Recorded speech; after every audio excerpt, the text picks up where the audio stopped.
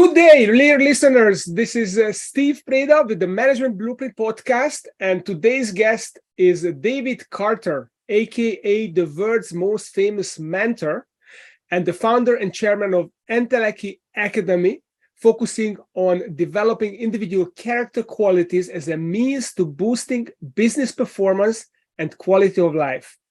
David, welcome to the show. Hello, and thank you very much for inviting me to join you.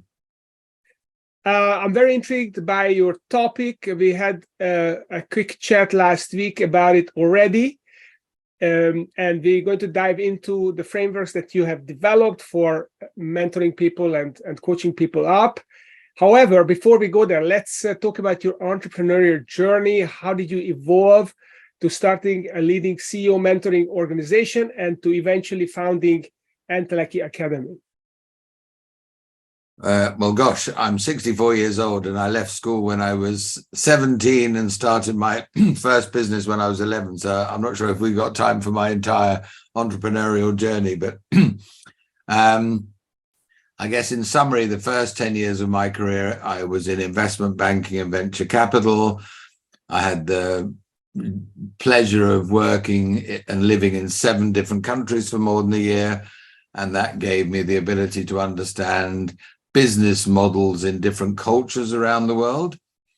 And from very early on, I had a fascination. How come those 2 businesses started in the same town in the same year with the same idea and access to the same resources, but 10 years later, one was 27 times bigger than the other one? What did they do or have that was different to the other company?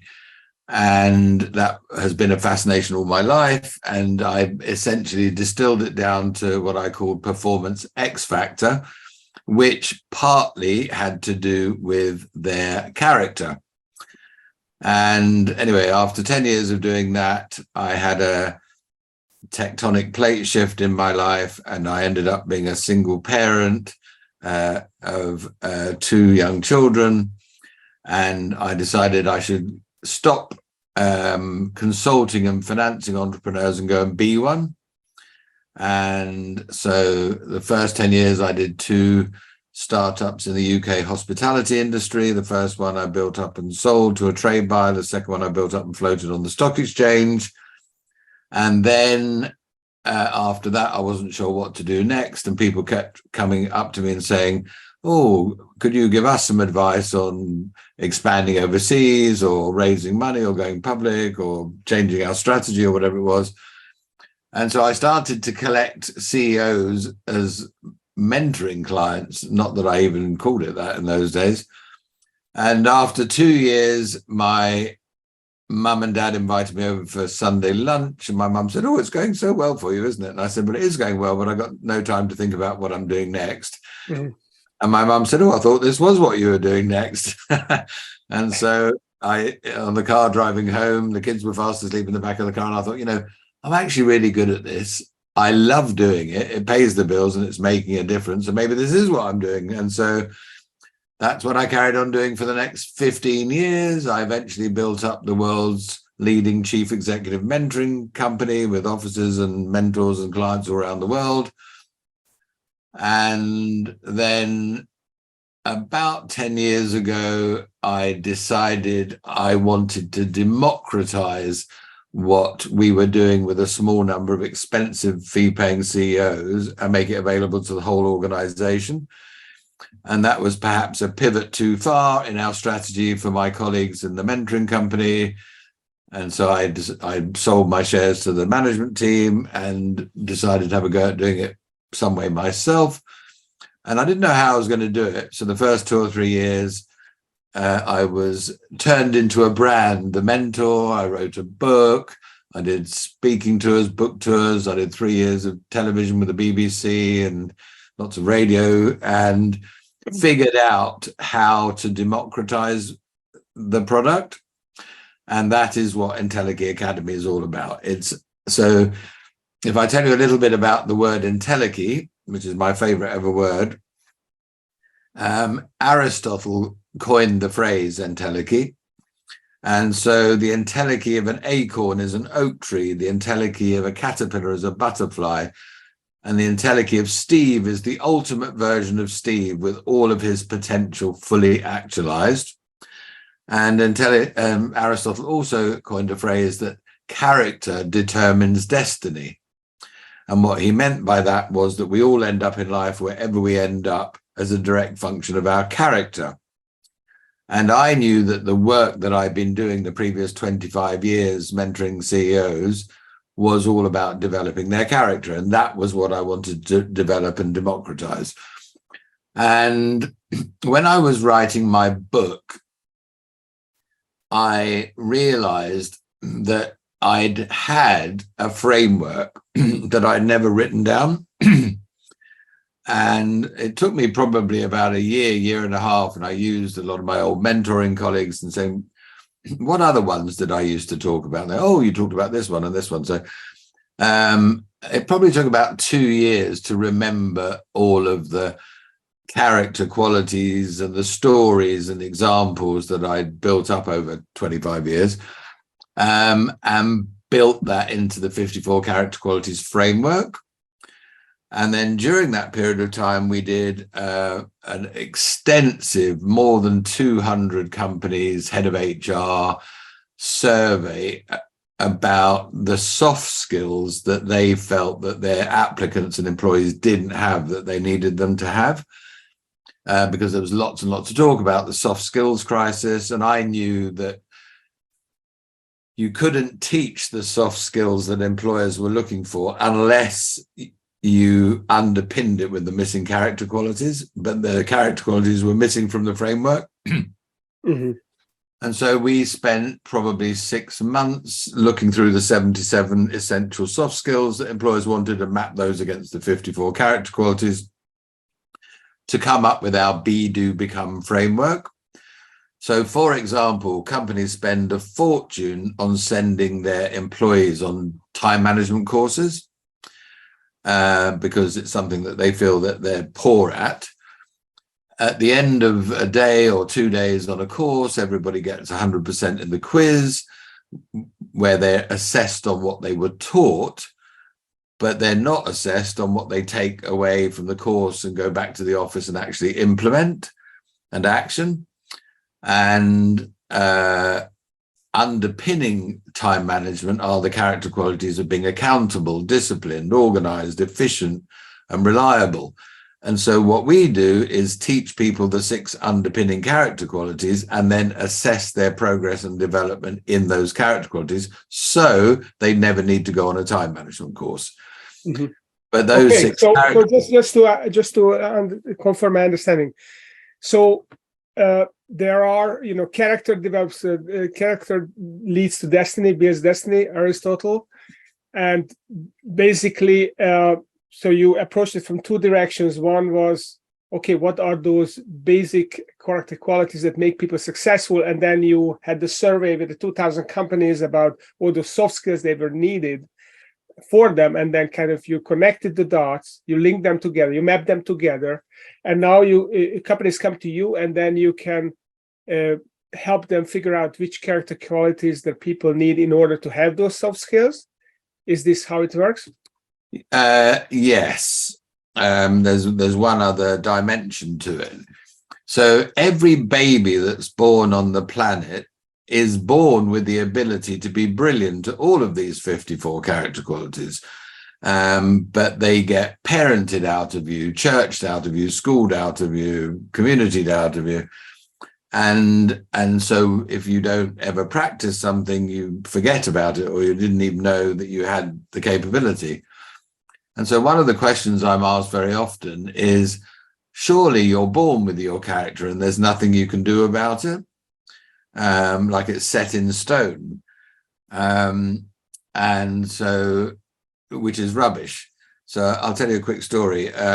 A few months ago, we hired a senior sales executive, and everybody who joins our company has to be working on one personal and one professional character quality for their development program, which, every month they then move on to another one and another one. Anyway, he chose his professional one was disciplined and his personal one was kind. And so for the disciplined one, he figured out that if he left his phone in the kitchen, when he had to make sales calls, he wasn't going to get distracted by the ping on his phone for a Slack message or a WhatsApp message or something, or an email coming in. And he figured out at the end of the first week that he'd saved himself 4 hours of productive time by not being distracted, just by the discipline of putting his phone in the kitchen. So hit the phone for 90 minutes, have a 15-minute break, check your messages, hit the phone again for another 90 minutes, and not be distracted during the day with pings from your phone. And so he became more productive through being more disciplined with that one simple thing. But my favorite part of that story was he'd been married a long time, just had his first grandchild, and he decided he wanted to dial up being kind. And he didn't tell anyone, but he knew all of the things that his wife regularly asked him to do, from take the trash out to walk the dog at bedtime, and various other things. And at the end of the first week, at 6 o'clock on the Friday evening, she sat him down and said, Mike, this new company you've joined, are they giving you drugs or something? And he's like, no, why? He said, well, you've just been so kind this week and you've done all these things I haven't needed to nag you or ask you to do. And so, you know, if someone says to me, how long does it take to develop a character quality? It's like, in that case, it's a week. And as long as he keeps doing it and it gets into his muscle memory, you've now dialed up how to be kind to anybody all the time, everywhere. And so a character quality can be changed in a week, or sometimes a month, or sometimes longer. But every one of the 54 character qualities is something you can get better at and better at the more you practice it and the more it becomes a habit. Right. So that's what I thought. I always thought that character is like a lifelong quest to build one's own character. I feel like I'm 56 years old. I feel like a work in progress in this regard. And what I'm hearing is that this gentleman, Mike, he basically became disciplined in one aspect of his life with regard to his phone and the sales calls, but probably there are many other aspects in his life that he would still need to get more disciplined in. Isn't that? But what's happened now, he's learned how to be more disciplined. Mm-hmm. And he's got tangible evidence for himself that it works. So now he'll think, right, I've been disciplined with my mobile phone at work. What else could I be disciplined with? I could do this. I could do, and so it's like a flywheel. You kind of start the flywheel, you give them the initial momentum, and then they can keep on doing these things and amplifying them. And if the more they are in this program, the more aware they become about the character qualities that they want to improve and how they can improve it, and then it becomes a self-reinforcing process. I think after a period of time, you just don't think about it. It becomes on autopilot. Mm-hmm. However, having said that, you know, as you get a more and more senior role and you have more and more responsibilities, you know, being organized or reliable or collaborative might manifest itself in different ways the bigger your role gets. And so, but you've already learned how to become more disciplined, and you've tried it with 3 or 4 different things and it's worked. So now you can approach this new role and this new level of responsibility. Right, I need to be more disciplined in this, and the other way. But I've already learned how to do that. So how am I going to do it in this thing? So when you write a book, which is all about becoming the best version of yourself, the most frequently asked question when I did book tours and speaking tours was, so David, are you the best version of yourself? And I said, well, actually I am. And the room fell quiet because they thought that was a bit arrogant thing to say. And I said, but only because every day I try and become a better version of myself.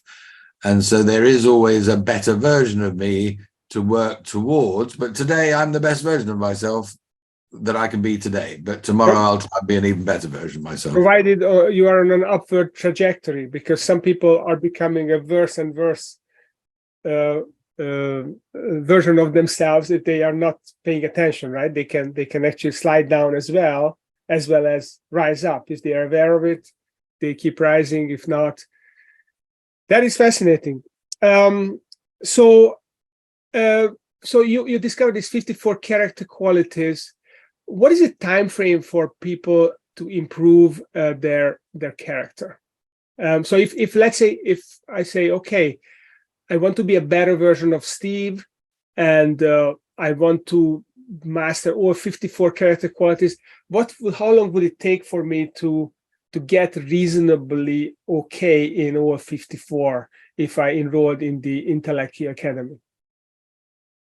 I can't answer that question, this many weeks, months, years, or whatever, because it's very different for everybody. But I think the way the process works with the company, the first part of the intervention is a 2-month process called Discover. And we get everyone in the company to do a 180 of themselves and get their colleagues to do a 360. And they also talk about how they see the company's character quality strengths and growth opportunities today and what they'd like their strengths to look like in the future. So it's a very, very comprehensive data set. Now, it's got 15 million data points for every single individual in the company. So you imagine now, Steve, that you've done this 180 and you've got your 360. And the interesting thing is the delta between how you see yourself and how other people see you. And so you might see yourself as reliable and disciplined, but nobody else does. And they think it's something you need to work on.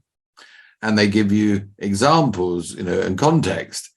And you're like, okay, well, I thought I was reasonably reliable and disciplined, but I'm clearly not from their point of view. And they told me what it is I could do to improve that. Well, I'm going to work on it, and I'm going to tell them I'm going to work on it. I'm going to ask them to give me feedback as I go along. And so it could be that if it was 1 or 2 simple things like turn up to meetings on time, or, do this or do that, whatever, it's like you can nail that in a week. Other things might need a bit more practice and might take a month or 2 months. But I promise you, if you're conscious about working on 1 or 2 character qualities and you look for an opportunity to practice them all the time, then it's never going to take more than a couple of months to get really good at 1 of them or 2 of them. And you probably already, out of the 54, got a number of strengths already, which is validated by your 360. So you probably don't need to work on those at all.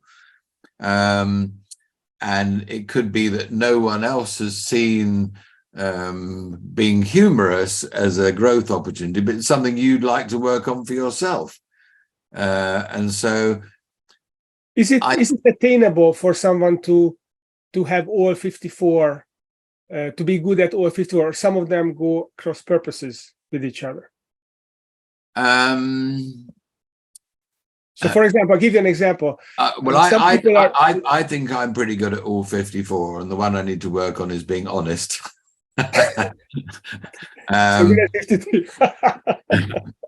So I think the simple answer to your question is, if someone worked on 6 character qualities in a year and they really focused on them, they worked hard on them, they could nail those 6. And so you do another 6 the next year. So in theory, the answer to your question is it could take 9 years. However, you'll already have a load of them that are strengths, so you don't need to work on those. But it could be that you get a promotion, or you move to a new company, and in that new company, what collaborative looks like is different to your old company. And so it's like, okay, we're in this new environment. I need to learn a new way to be collaborative compared to my old business. Mm-hmm. But you've already learned, this is the important thing, you've already learned how to learn to dial up a character quality. Mm-hmm. And so now, you're conscious that in this new role, even though you were very collaborative in your old role, there's a new form of collaboration needed in this new role, but you already know how to learn to be more collaborative. So you just need to figure out how to do it in that new context. Mm-hmm. Got it.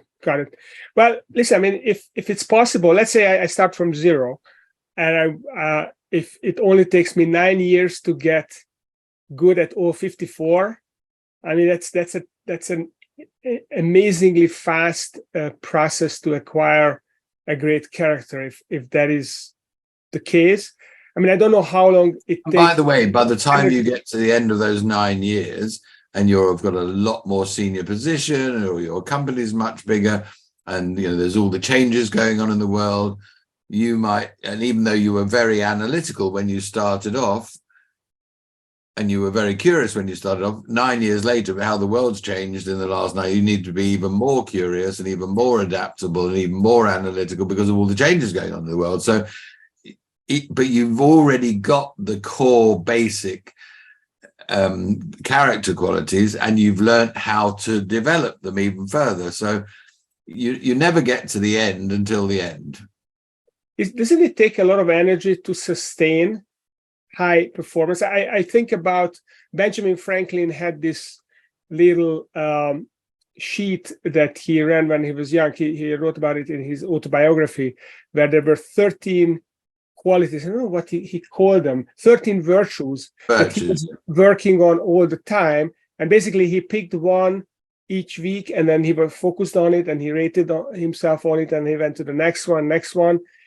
And it took him a lot of effort to sustain it. So it's not just acquiring a habit, but to sustain a habit. So let's say I develop a habit of doing 50 minutes of exercise every morning. Okay, I can turn it into a habit in 21 days or 4 weeks, whatever. But I would still have to do the work of doing the push-ups, and it will still take up some of my energy that day. And if there are 54 different practices I have to focus on, then doesn't that actually make me in some ways turn me into a machine, or maybe even ineffective, because I lose the focus of my main occupation because I'm developing my character? No, because let's take the example of being kind. As a young person, I noticed that if I helped a lady with her pushchair carry, her baby up the stairs at the station or onto a train, oh, thank you very much, young man. What a nice young man you are, and I like the positive feedback.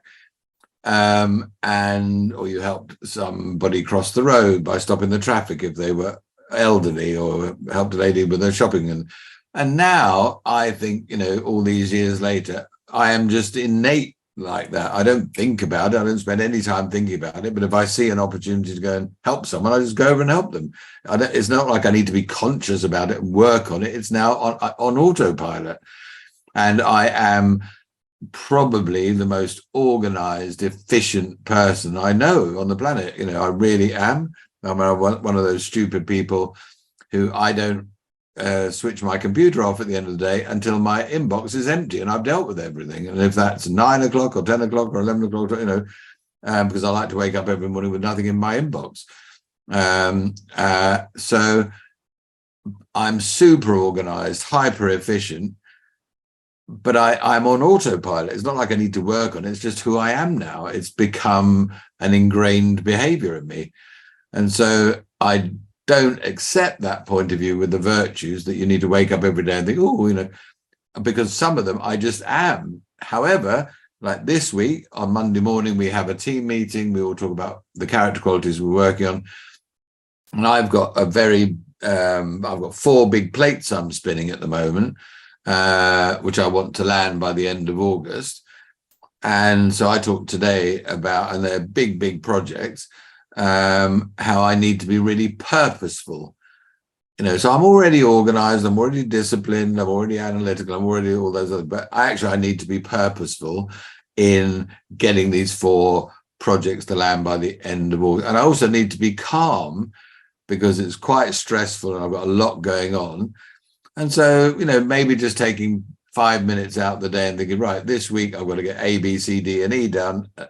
And that's going to be long hours and hard work. So I need to be very purposeful, not get distracted, be focused, but I also need to be calm as well. I can't be running around panicking like a headless chicken.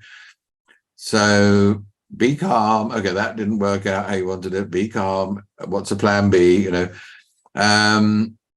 So I don't agree that you need to work on them all the time, because many of those character qualities that I've worked on for many years, I think I never think about it consciously. I just am that person now. I always find that some of these qualities go cross purposes. So if I want to be really hardworking and I empty my inbox, then I might upset my wife, who thinks I'm not kind because I'm not leaving my office at 7 p.m. or whatever and spend time with her. And now I have to also not be stressed about that conflict. So I think it's a lifelong quest, but I love it that you articulate the 50 war, and it gives people the process to work on all of them. So if let's say I'm a business owner and I like to have my people educated and trained and improved, and they want to come along, and what does it cost for them to be enrolled with you? And you said you're democratizing this thing. What kind of companies can afford it, and how does it work? So Discover is a 2-month program, and that's the one that gets everyone to do the 180, 360, and the company today and the company in the future. And out of that, we create an individual report for everybody, which says, here's your 180, 360, and all the rest of it. And here's a learning journey that you could go on to close the gap between where you are and where you want to get to. And additionally, the company gets what we call a character kaleidoscope, which is where they get to see where the character talent in their organization is, by individual human, by team, by department, by division, by gender, by length of service, by loads of different filters. And we work with them for the whole organization. Here's where you are today. Here's where you want to get to in a year's time. And so here's the character qualities that we need to dial up for that individual, that team, that department, that division, or whatever. And so they understand what they've got and what they need to do to get from where they are to where they want to get to. And then Transform is a 12-month program, which takes them from where they are to where they want to get to. And you need to have at least 200 plus employees, and it costs £50 per person for Discover, which is half the cost of even a psychometric profile, which is only a 180 tool with nothing else.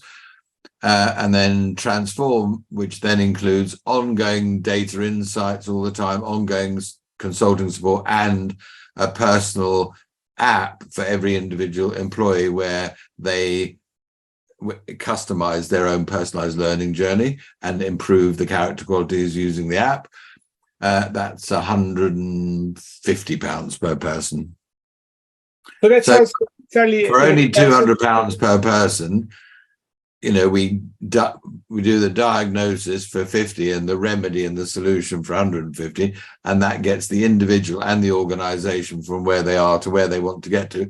If you ask a CEO or a head of HR for a company with 500 employees, a few questions like, do you feel that you get as much out of your people as they are capable of giving you? No, we don't.